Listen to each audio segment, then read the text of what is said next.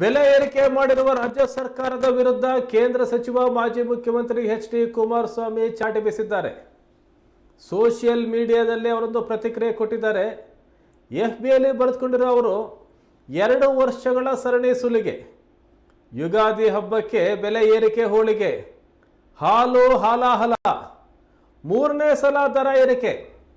2023ರ ಆಗಸ್ಟ್ನಲ್ಲಿ 3 ರೂಪಾಯಿ, 2024ರ ಜೂನ್ನಲ್ಲಿ 2 ರೂಪಾಯಿ, 2025ರ ಮಾರ್ಚ್ ಅಂದರೆ ಈಗ 4 ರೂಪಾಯಿ.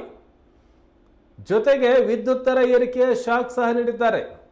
ಈಗ ಎಲ್ರಿಗೂ ಪ್ರತಿ ಯೂನಿಟ್ಗೆ 36 ಪೈಸೆ ಬರೆ ಹಾಕಲಾಗ್ತಾ ಇದೆ. ಮಹಾದೇವಪ್ಪನಿಗೂ ಶಾಕು, ಕಾಕಾ ಪಾಟೀಲ್ಗೂ ಶಾಕು. ಇದು ಎಚ್.ಡಿ. ಕುಮಾರಸ್ವಾಮಿ ಅವರು ಬರೆದುಕೊಂಡಿರ್ತಕ್ಕಂಥ ಒಂದು ಪ್ರತಿಕ್ರಿಯೆ. ರಾಜ್ಯ ಸರ್ಕಾರದ ವಿರುದ್ಧ ಆಕ್ರೋಶ ಈ ರೀತಿ ವ್ಯಕ್ತಪಡಿಸಿದ್ದಾರೆ ಅವರು.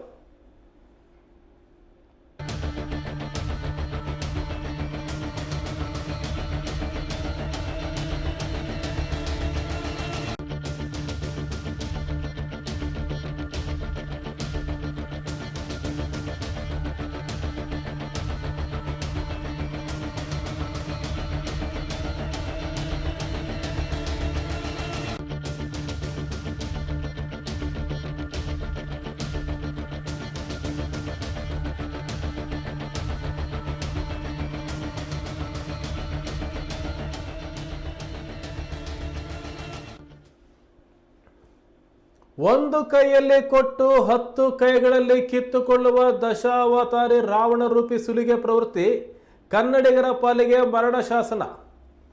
ಹಾಲು ವಿದ್ಯುತ್ ದರ ಏರಿಕೆ ಖಂಡನೀಯ. ನೆಪ ರೈತರದು, ಲಾಭ KMFಗೆ. ಕಂಪನಿ ಆಡಳಿತ ನಡೆಸ್ತಾ ಇದೆ ಸರ್ಕಾರ. ಮೊಸರಿನ ದರ 4 ರೂಪಾಯಿ ಏರಿಕೆ ಮಾಡಿದ್ದೀರಿ. ಈ ಹಣ ಏನು ಮಾಡ್ತೀರಿ? ರೈತರಿಗೆ ವರ್ಗಾಯಿಸ್ತಿರೋ ಅಥವಾ KMF ತಾನೇ ಉಳಿಸ್ಕೊಳ್ಳಿದೆಯೋ ಸ್ಪಷ್ಟಪಡಿಸಿ. ಇದು ಪ್ರಜಾಪ್ರಭುತ್ವ ಸರ್ಕಾರ ಅಲ್ಲ, ದರ ಏರಿಕೆ ತೆರಿಗೆ ಹೇರಿಕೆ ಸರ್ಕಾರ. ಇದು ಈಸ್ಟ್ ಇಂಡಿಯಾ ಕಾಂಗ್ರೆಸ್ ಕಂಪನಿ. ಸುಲಿಗೆಯಷ್ಟೇ ನಿತ್ಯ ಕೃತ್ಯ.